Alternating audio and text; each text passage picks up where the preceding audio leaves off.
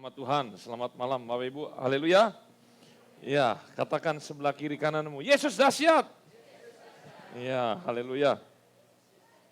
Malam hari ini, siap-siap kita akan diubahkan mulai dari anak-anak muda sampai dengan orang tua. Karena saya mendapatkan sesuatu yang luar biasa memberkati diri saya. Dan itu menjadi misi saya dalam 2024 ini, yaitu perubahan. Perubahan. Ini penting sekali karena waktu kemarin saya mengajar, saya kasih tugas sama anak-anak di SMP Dharma Wanita, coba tuliskan pengalaman pribadi kamu dengan Tuhan. Pengalaman pribadi itu bisa lewat masalah kamu, bisa lewat mujizat, bisa lewat segala macam. Dan yang begitu mengejutkan saya, hampir semuanya menuliskan masalah, dan masalahnya itu secara spesifik adalah membicarakan orang tua mereka. Kalau mending dari 1 sampai 10, rapot orang tua mereka yang mereka nilai, 2 atau 3 nilainya mending. Ini sampai minus. Di situ saya kaget. Dan di situ saya melihat ternyata Indonesia secara khususnya kekristenan sedang darurat satu keteladanan. Darurat keteladanan. Makanya saya melihat ada banyak anak-anak muda yang hidupnya hancur. Dan ada banyak sekali orang tua yang menyalahkan anak-anak ini. Kenapa kamu kacau? Kenapa? Sebenarnya Bapak Ibu yang patut disalahkan. Maaf. Yang patut disalahkan, yang menjadi tersangka utama pelaku dari anak-anak ini adalah orang tua yang tidak becus mengurusi anak. Hanya tahu kawin. Hanya tahu nikah. Hanya tahu melahirkan anak. Tapi dalam mendidik anak, minus. Mungkin lebih baik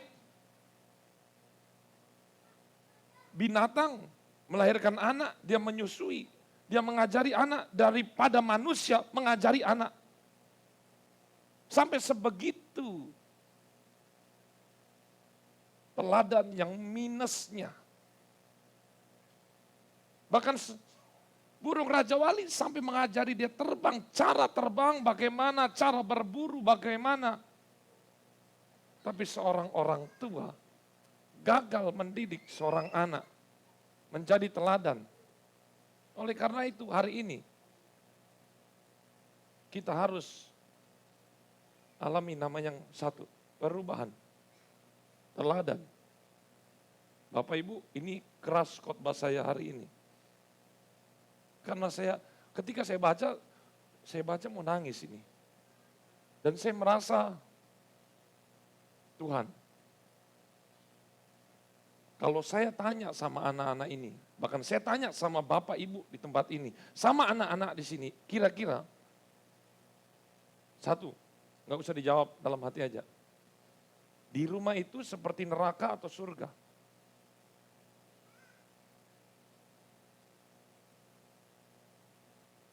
Taunya dari mana? Kalau anak lebih suka di rumah, itu surga. Tapi kalau anak nggak betah di rumah, berarti anak nggak betah. Karena di rumah itu seperti neraka. Yang buat neraka itu adalah orang tua. Mau siapa mau salahkan tetangga? Nggak bisa, orang tua.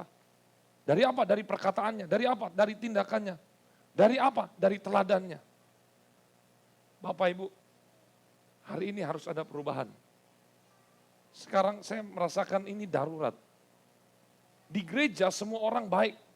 Tetapi peperangan yang paling sangat serius yang setan terus gempur setiap hari bukan di gereja sini. Ternyata di rumah. Setan akan buat di rumah itu menjadi kacau. Karena kalau di rumah kacau, di pekerjaan kacau, dimanapun, di gereja kacau, semua menjadi kacau. Karena sentral dari segala sesuatu adalah di dalam rumah. Coba mari kita buka dulu Yohanes 13 ayat 15. Yohanes 13 ayat 15, saya berikan tema yaitu teladan. Yohanes, buka kuping lebar-lebar, buka hati lebar-lebar, karena hari ini kita harus alami namanya perubahan. Yohanes 13 ayat yang ke-15. Sudah ketemu, katakan amin. 1, 2, 3. Sebab aku telah memberikan suatu teladan kepada kamu. Supaya kamu juga berbuat sama seperti yang telah kuperbuat kepadamu. 16. Aku berkata kepadamu, sesungguhnya seorang hamba tidaklah lebih tinggi daripada tuannya, ataupun seorang utusan daripada dia yang mengutusnya. Jikalau kamu tahu semua ini, maka berbahagialah kamu jika kamu melakukannya.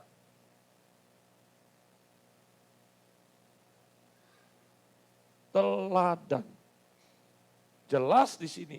Kalau engkau mengaku pengikut Yesus, engkau mengaku murid Yesus, satu hal yang kita perlu lakukan adalah menjadi teladan.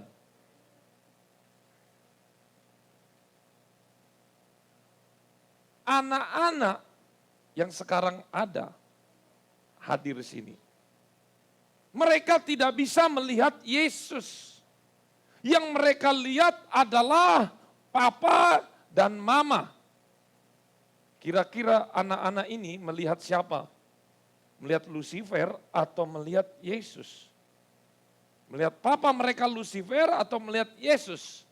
Melihat mama mereka itu melihat orang yang paling dibenci atau melihat Yesus? Ini menjadi PR. Bapak Ibu, anak-anak hancur itu 100% adalah kegagalan daripada orang tua dalam mendidik anak. Udah cuman itu. Bukan salah Yesus, bukan salah juga saya gembala. Salah banget kalau ada misalnya, oh ini Bapak gembala yang kurang ngajari, ini apa segala macam. Lah, anak-anak dengar khotbah saya berapa jam? Paling lama seminggu, dihitung-hitung 3 jam. Ada juga yang nyalahin gurunya karena mereka di sekolah, semua dilimpahkan kepada guru. Tidak, tugas dalam menjadikan anak-anak ini berhasil adalah tugas dari orang tua. Sebenarnya orang tua itu nggak harus ngomong, nggak harus nasihati, nggak harus didik. Cuman satu aja yang tugas seringkali paling orang tua itu lalai. Menjadi teladan. Teladan itu bukan ngomong. Teladan itu bukan nasihatin, bukan. Teladan itu mereka lihat. Mereka duduk, mereka lihat. Oh, orang tua saya nyapu. Oh, orang tua saya bisa bersihkan ini. Oh, orang tua saya itu males. Oh, orang tua saya itu kalau ditegur sama mama malah marah balik. Oh, papa saya itu nggak bisa salah sedikit langsung geplak sama mamanya. Oh, dia lihat semuanya. Sinetron yang bertahun-tahun anak-anak ini lihat itu adalah sinetron orang tuanya. Anak-anak tanpa sadar diajari cara berantem. Anak-anak tanpa sadar diajari cara melawan suami, melawan istri. Itu siapa yang ngajari? Orang tua. Makanya rapot orang tua itu terlihat dari anak-anak. Bapak Ibu, mungkin ada yang berkata, Pak, saya sudah berubah. Tapi pasangan saya yang belum berubah. Saya mau katakan, jangan terlalu fokus kepada orang lain. Fokus saja kepada diri sendiri. Hari ini yang ada, kita harus berubah dulu. Contoh, Seorang ibu dia sudah baik, tapi suaminya jahat. Seorang ibu yang baik, dia berkata, nak, meskipun papa jahat, tapi tetap hormati dia. Seorang ibu harus tetap memberikan penghargaan yang terbaik untuk suami di depan anak-anak. Meskipun suaminya seperti sampah, seperti bajingan, tapi tetap diangkat. Tahu nggak kenapa harus diangkat? Karena satu saat nanti anak kita dia akan menikah, dia akan memperlakukan pasangannya sama seperti didikan ibunya. Bapak Ibu, generasi hancur, generasi berantakan, generasi yang seperti sampah yang sudah terjadi hari-hari ini. Kita harus putuskan lewat diri kita sendiri. Mulai dari siapa? Dari saya. Saya yakin anak-anak kita akan berubah kalau lihat orang tuanya berubah. Betul. Bapak Ibu nggak usah banyak ngomong. Ketika anak lihat aja kita benar, pasti hidupnya akan benar. Gak mungkin kita berkata kepada anak, jangan merokok, jangan merokok. Lah, dianya sendiri merokok. Gak usah banyak bacot, ini keselnya saya nih. Seringkali orang tua terlalu banyak protes, banyak ngomong, tapi dia sendiri tidak melakukan. Dia bilang anaknya, baca Alkitab, dia sendiri gak baca. Dia bilang, hidup yang benar, dia sendiri hidupnya gak benar, kacau. Tapi ketika di gereja, haleluya, puji Tuhan, stop mulai dari sini. Memuji Tuhan itu baik. Ingat ibadah itu harus dibawa ke dalam rumah. Mulai dari berubah perkataan, tingkah lakunya. Supaya apa? Supaya anak-anak kita menjadi anak-anak yang pemenang. Saya rindu anak-anak mulai dari GPD Kasih mengalami perubahan. Benar-benar dahsyat. Satu hal, kalau kita mau adakan perubahan, jangan sekali-sekali kita harus menuntut pasangan kita. Yang harus dituntut kita sendiri. Kita sendiri. Kalau kita hanya berharap, nanti kalau suami saya berubah, tidak akan terjadi namanya perubahan. Bersyukur Bapak Ibu kalau yang suami istri ada di tempat ini. Tetapi tidak menjadi alasan kalau hanya kita saja yang ada, pasangan kita ada di rumah. Tidak menjadi alasan kalau hanya saya sendiri yang berubah, tapi yang lain-lain yang enggak. Tidak ada alasan. Karena Roh Kudus bisa bekerja mengubahkan kita. Dan ketika kita berubah, dia akan bekerja mengubahkan pasangan kita. Khotbah terbaik ada teladan. Teladan. Saya lupa kapan, berapa bulan lalu. Biasa kalau saya itu lemah di jalan. Ketika saya lagi nyetir, nggak tahu ada kejadian apa, saya lupa. Yang saya ingat, ada orang nggak benar gitu, mau nyerempet apa gitu, ugal-ugalan. Mulut saya, tanpa saya pikir, saya meso. Nggak tahu pokoknya mesonya ya, nggak bagaimana. Tapi mesonya itu di depan anak-anak saya. Kemudian anak saya yang cewek itu langsung tegur saya. Loh, kok Dedi begitu? Langsung. Hari itu juga saya minta maaf. Saya berpikir, ada berapa orang tua yang mau berani minta maaf sama anaknya? Kalau memang orang tua salah, ya minta maaf. Tugas besar loh, Bapak Ibu. Kita ini sekarang lagi krisis yang namanya generasi rusak. Anak-anak sudah nggak hormat sama orang tua, ternyata Roh Kudus kasih pengertian kenapa mereka nggak hormat sama orang tua. Karena orang tuanya tidak pantas untuk dihormati. Loh tapi orang tuanya baik, iya di depan umum. Tetapi anak-anak tahu kebusukan orang tuanya di dalam rumah. Bagaimana dia tidak menghormati istrinya, bagaimana dia tidak menghormati suaminya. Malah ibunya bilang, itu bapak kamu ya kurang ajar ini begini ya. Bapaknya bilang, itu ibu kamu ya. Maka itu akan melahirkan generasi. Bapak Ibu, muncullah yang namanya gay. Laki-laki suka laki-laki, perempuan suka sama perempuan. Kenapa? Karena mereka lihat ternyata suami istri Itu seperti setan semua di rumah kayak neraka, berantem terus. Udahlah, nggak, saya nggak mau punya bapak yang suka mukulin. Misalnya dia cewek, akhirnya dia cari pasangan cewek lagi. Supaya dia nggak mengalami pemukulan. Saya mau katakan semua manusia itu normal. Tapi kenapa manusia itu suka cowok sama cowok, cewek sama cewek? Karena dia mengalami trauma yang dia tidak sadari. Mulai dari mana? Dilihat orang tuanya. Hari ini yang harus berubah, pertama, saya berkhotbah ini, orang tua harus punya gerakan perubahan. Tidak usah dulu dari omongan, tapi dari tingkah laku kita, dari teladan kita, dari sikap kita, respon kita kepada anak-anak.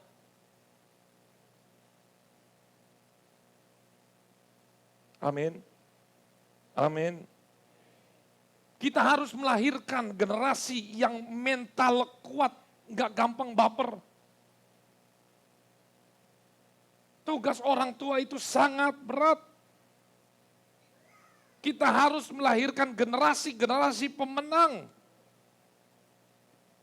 Generasi-generasi pejuang yang gak gampang menyerah. Saya terharu sekali dengan lukisan, nanti suatu saat saya akan kasih tahu.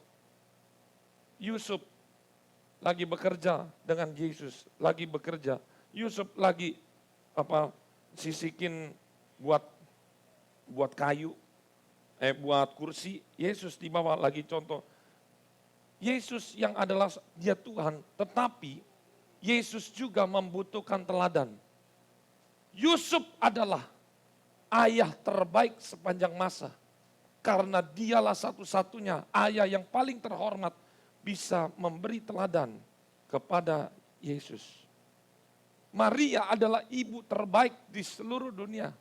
Karena dia firman Tuhan selalu menyimpan di dalam hati. Dia melihat segala sesuatu yang terjadi, dia simpan, dia renungkan, dia menjadi ibu yang teladan. Tadi menjadi teladan, mulai dari perbuatan kita Bapak Ibu. Ingat, menjadi teladan juga dari perkataan. Ada berapa banyak orang tua yang tanpa sadar kita mengutuki anak kita.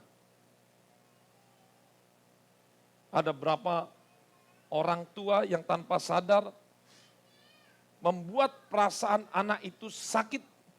Didikan, boleh didikan. Dengan keras, boleh dengan keras. Bahkan firman Tuhan berkata, cambuk pun boleh kalau itu diperlukan. Tetapi segala sesuatu yang terjadi ketika kita mendidik anak, ingat, jangan masukkan unsur setan atau unsur iblis di dalam hidup kita ketika kita mau mendidik. Mencambuk pun itu yang harus kita masukkan dulu ke dalam hidup kita adalah kasih Yesus. Kalau kita mau berkata keras pun masukkan unsur Yesus dalam diri kita. Jangan unsur setan yang kita menjadi kerasukan kemudian kita pukuli anak kita. Itu setan yang kita masukkan. Tapi beda kalau Yesus yang kita masukkan. Rotan pun akan terasa seperti surga bagi anak-anak. Unsur yang paling penting ketika mendidik adalah kasih. Anak-anak ingat, jangan pernah berpikir menikah itu menerima. Apalagi yang remaja. Ketika kalian mau menikah, satu saat, satu syaratnya. Bisa nggak punya mental berkorban? Karena kalau berpikir menikah itu mentalnya menerima, salah besar. siap disalahkan ketika kita nggak salah. Siap memberi. Makanya ibu-ibu beli baju diri sendiri aja lupa kapan. Tapi kalau beliin anaknya, udah nggak kehitung berapa lusin. Dia taunya hanya memberi. Punya mental memberi. Kecuali ibu yang jahat kemarin. Dia jalan-jalan tapi anaknya dibiarin sampai mati. Itu bukan ibu. Iblis. Anak-anak harus punya mental bayar harga. Tapi ada yang berkata begini, Pak, Om, bagaimana kalau dua-duanya orang tua saya itu nggak bisa jadi teladan? Terus saya ikuti teladan siapa? Ikuti teladan saya dulu. Saya adalah gembala, wakil dari Tuhan. Ikuti teladan Om Jerry. Bahkan saya mau bilang sama anak-anak, saya kasih pesan, kalau ada orang tua kalian yang tidak menjadi teladan, membuat kalian sakit hati, hubungi saya. Om Jerry akan turun tangan, akan Om Jerry didik orang tua. Lapor.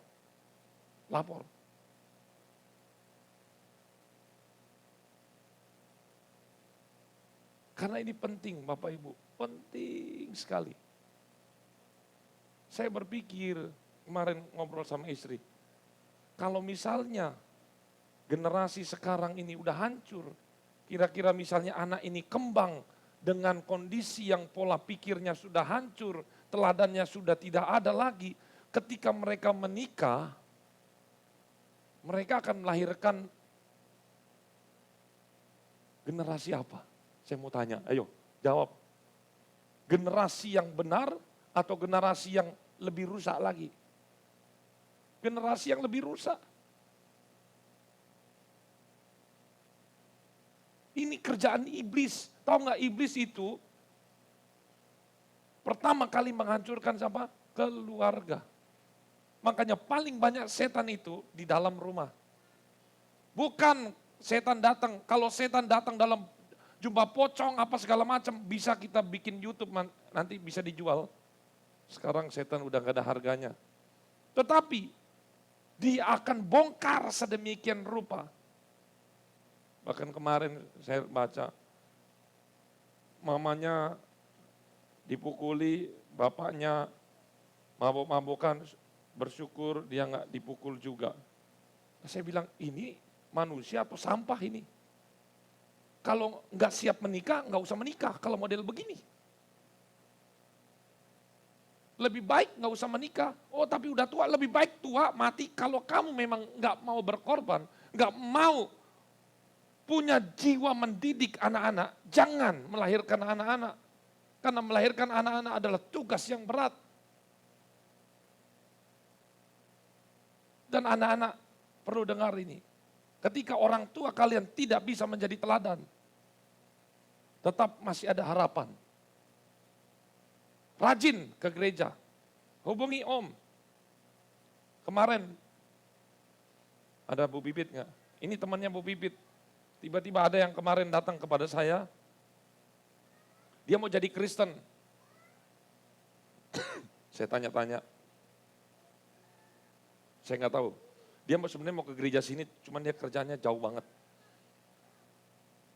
Dia tanya-tanya, Om saya mau masuk Kristen, kenapa? Karena saya sudah muak di agama saya. Kenapa? Karena di agama saya itu menghakimi apa segala macam sehingga dia tuh merasa kecewa. Saya bilang sama dia, nah jangan sampai kalau kamu masuk Kristen, kamu akan pindah lagi. Dari Kristen kamu ke Buddha, karena kamu akan menemui hal yang sama.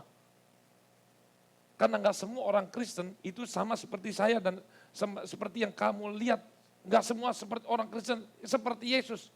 Karena banyak juga orang Kristen yang bukan Kristen, saya bilang.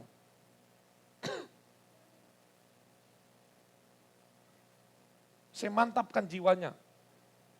Hari itu saya menangkan. Saya ajari dia percaya Yesus, syahadat orang Kristen. Orang Kristen punya syahadat juga. Singkat cerita dia main ke rumah saya undang, dia datang. Kemudian dia datang, kita tanya-tanya. Yang paling mengenaskan, saya tuh ada nih, kamu udah jadi Kristen nih. Hubungan kamu sama orang tua baik nggak?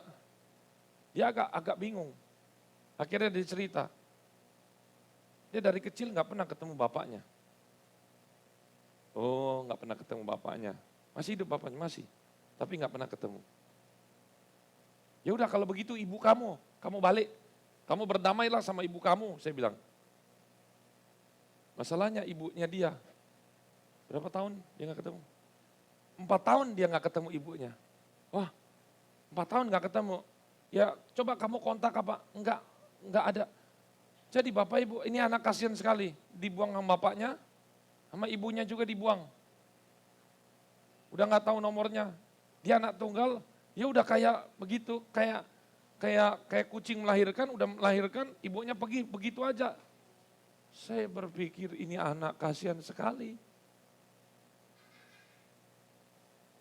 Makanya dia agak-agak gemulai, tapi dia normal. Ketika saya melihat anak seperti ini, saya berpikir Tuhan, dia kan kerja di salah satu tempat bayi gitu jualan. Saya berpikir, Tuhan, saya merasa berdosa. Ada berapa saya datang ke tempat-tempat pekerjaan, kerumunan orang-orang, dan mereka mungkin itu adalah pegawai Indomaret, Alfamart. Selamat pagi, begitu. Mereka sepertinya happy, mereka seperti sukacita. Tapi dalamnya hancur. Saya berpikir ada berapa banyak orang yang model seperti ini yang butuh pertolongan. Oleh karena itu saya khotbahkan ini. Saya mengasihi Bapak Ibu. Bapak Ibu harus mengalami namanya perubahan. Katakan perubahan. Perubahan di rumah. Yang suka ribut-ribut, mulai ubah.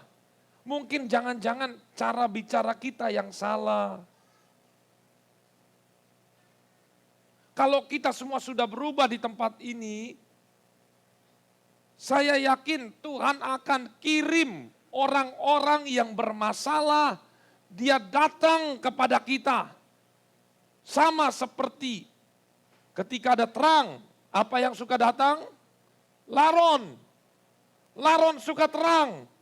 Dia akan ikuti terang itu dimanapun. Sejak saya pulang dari Israel, yang saya ceritakan, saya mengalami beberapa pemulihan. Dan di situ juga ketika siap, ini justru orang-orang yang model begini datang. Datang. Dan benar Bapak Ibu, kalau kita hidup benar aja sama Tuhan, Tuhan akan kirim jiwa-jiwa. Nanti akan ada yang datang kepada kita tanya, kalau kita benar-benar jadi teladan, orang bisa lihat kita seperti cahaya. Kita lagi duduk-duduk, dia akan tanya, kok kamu senang banget ya hidup kamu ya? Di situ kita harus bagikan, enggak usah kita ceritakan firman Tuhan, agama Kristen, enggak usah itu karena nanti akan potensinya sulit. Kita tembus. Tapi yang paling luar biasa, kalau kita mau memenangkan jiwa seseorang, satu hal, saksikan hidup. Gak usah ngomong firman dulu, gak usah ngomong firman. Firman Tuhan berkata, jadilah coba amanat agung apa? Jadikan semua orang Kristen, atau bukan? Hah? Jadikan semua bangsa, muridku, dan baptislah. Kisah Rasul 1 ayat 8, tetapi ketika kamu menerima kuasa, kalau Roh Kudus turun ke atasmu dan kamu akan menjadi saksi. Enggak usah kita pinter. Firman Tuhan, Saya mau supaya kita semua tersinggung. Semua harus tersinggung dengan hal ini. Ketika perempuan di Samaria, dia pelacur, dia punya suami banyak, kenal Yesus, satu kota menjadi percaya. Apakah dia kenal ayat-ayat Taurat firman Tuhan? Tidak. Yang dia cuma ceritakan adalah apa? Saksi. Dia berkata, wanita ini berkata kepada orang-orang itu, puji Tuhan, itu ada Mesias, saya diubahkan, saya dipulihkan. Dari ketika perkataan itu saja, kita ngomong, gak usah kita bilang, kamu mau gak jadi agama Kristen? Udah gak usah terlalu banyak yang begitu-begitu. Coba, apa yang kita alami, kita ngomong. Kita ngomong, gak usah menggiring kepada orang itu menjadi Kristen dulu. Jangan. Bukan berarti kita gak boleh, itu tahap selanjutnya. Tapi yang paling penting adalah kita harus menjadi saksi. Bagaimana caranya menjadi saksi? Misalnya begini, saksi itu apa sih? Misalnya kita keluar, lagi di jalan, kemudian kita lihat ada tabrakan motor sama beca. Yang salah beca, dia nyebrang sembarangan. Kita menjadi saksi, kemudian ditanyalah sama polisi, apa yang kamu lihat? Kita cerita, ada motor, ada beca, kemudian becanya melanggar, sehingga motor mereka terjadi tabrakan. Itu kan saksi. Apa yang kita lihat, kita ceritakan. Yang menjadi pertanyaan, syarat untuk menjadi saksi adalah kita harus mengalami sendiri perjumpaan dengan Tuhan. Nanti ada yang tanya, Bu, kok muka kamu kok senang-senang terus? Kita tinggal jawab begini, ya iya, muka saya senang. Saya menjadi diberkati. Karena saya ketika percaya Yesus, saya diubahkan. Menjadi ada damai. Cukup ngomong yang kita alami aja, nggak usah ngomong yang lain-lain. Contoh, Pak, dulu kok kamu pemabuk, perokok, pemabuk, suka judi, apa segala macam. Kok sekarang berubah? Kita tinggal berkata, aduh Pak, makanya sampean ikut aku aja, percaya Yesus, hidupmu diberkati, diubahkan, wah luar biasa dahsyat, cukup. Kita berikan apa yang dunia tidak punya, yaitu apa? Damai dan sukacita. Amin. Kalau orang lain mungkin berkata, aduh kalau saya mungkin udah bunuh diri. Mungkin masalahnya A dan B itu sama. Mungkin masalahnya kita dan orang lain sama. Tapi respon ketika kita menghadapi masalah, kita lebih kuat dari mereka. Nanti mereka akan bertanya, apa sih resepnya? Yesus. Yesus yang saya punya hidup. Yesus yang saya punya bukan teori. Saya diubahkan. Tapi seseorang tidak akan mau percaya kepada kita kalau lihat kita. Oh Kristen ya, oh masih Kristen. Tapi tukang nipu kemarin, tipu-tipu. Kemarin bohong. Katanya pinjam motor balikin sehari, dibalikin. Ini seminggu ngaret-ngaret, nggak tepat waktu. Kemarin pinjam buku belum dibalikin. Nah itu yang seperti itu. Saksi itu tidak akan maknyus kalau kita mempunyai cacat. Saksi itu menjadi luar biasa kalau hidup kita itu selaras. Orang tua kalau mau menjadi saksi kepada anak, itu nggak akan mental, pasti akan top chair kalau orang tua melakukan seperti yang diucapkan. Oleh karena itu pada malam hari ini, saya benar-benar panjang firman Tuhan ini. Saya mau Bapak Ibu pulang ke rumah, dalam 1 minggu ini, kita mulai terapi perubahan. Jadi teladan dalam perkataan. Dalam kita bekerja, itu jujur. Dalam kita bekerja, kita tidak bersungut-sungut. Dalam kita berkata, kita mengucap syukur. Jangan sedikit-sedikit mengeluh. Sampai tetangga itu tahu, nggak mau ngajak, nggak mau, ayo ajak nih jalan-jalan. Nggak mau. Setiap ngajak jalan-jalan, ngono ae. Kok makanannya begini, kok makanan begini. Makanan cuman begini. Lihat, apa yang ada di dalam hidup kita, itu harus berdampak. Bapak Ibu, kalau udah jadi Kristen, kalau kita udah selamat, kalau udah yakin kita masuk sorga, satu hal, saya menjadi penutup. Jangan masuk sorga sendiri. Katakan sebelah kiri kananmu, jangan masuk sorga sendiri. Bawa temanmu, amin. Bawa suamimu, amin. Bawa istrimu, amin. Bawa tetanggamu, bawa orang tuamu. Kalau kita sudah selamat, bawa yang lain. Supaya mereka juga sama-sama diberkati. Ayo, kita mau sembah Tuhan 15 menit ini. Kita fokus malam ini berdoa, Tuhan, isi saya dengan kasih-Mu. Seperti baterai itu dicas, 15 menit kita berdoa, Tuhan isi kasih-Mu. Ketika kita penuh dengan kasih Tuhan, maka kita akan siap mentransfer kasih itu kepada sekeliling kita. Terutama yang ada di dalam rumah kita. PR saya, jadikan rumah kita surga. Jangan jadikan rumah kita neraka. Mari kita masuk di dalam doa. Ubah hatiku, apa ya, Bapa kau setia.